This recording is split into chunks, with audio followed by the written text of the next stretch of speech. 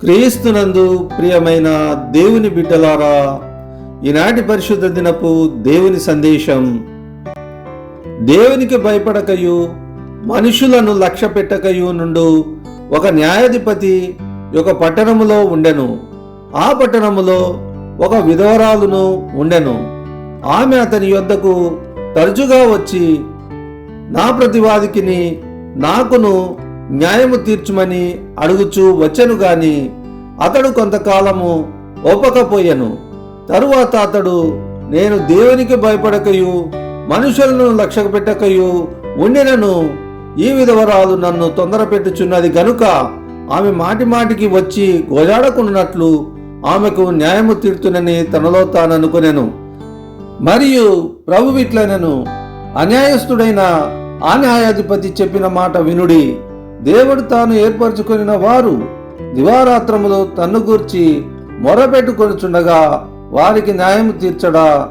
ఆయన వారికి త్వరగా న్యాయము తీర్చును. వారి విషయమే కదా ఆయన దీర్ఘశాంతము చూపుచున్నాడని మీతో చెప్పుచున్నాను.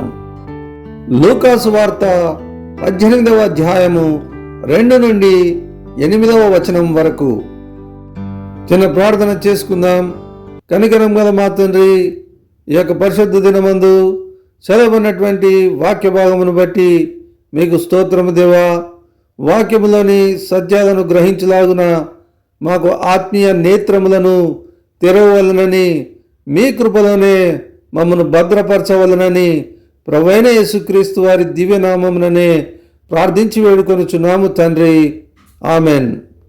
ప్రియమైన దేవుని బిడ్డలారా, ఈ వాక్యమునందు దేవునికి భయపడకయు మనుషులను లక్ష్య పెట్టకయు నుండు ఆ యొక్క న్యాయాధిపతి తన యొద్దకు మాటి మాటికి వచ్చుచున్నటువంటి ఆ యొక్క పేద విధవరాలకు న్యాయము తీర్చక ఆలస్యము చేయడని, ఎందుకంటే తన యొద్దకు పదే పదే ఆ యొక్క విధవరాలు వచ్చి న్యాయం నిమిత్తమై గోజాడకుండానట్లు మరి న్యాయం తీర్చునని తనలో ఏ విధముగా అనుకొనునో ఆ విధంగానే మరి తన భక్తుల విషయమై ప్రభు మరి త్వరగా న్యాయము తీర్చుటకు హృదయము గలవాడనియు వారి విషయమై ఆయన చింతించుచున్నాడనియు ఈ వాక్యము అర్థమిచ్చుచున్నది.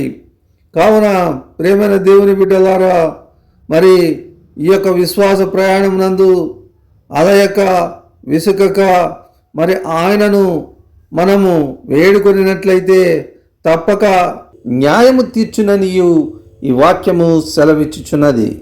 దేవుడు మన ఎడల కనికరమును చూపునుగాక.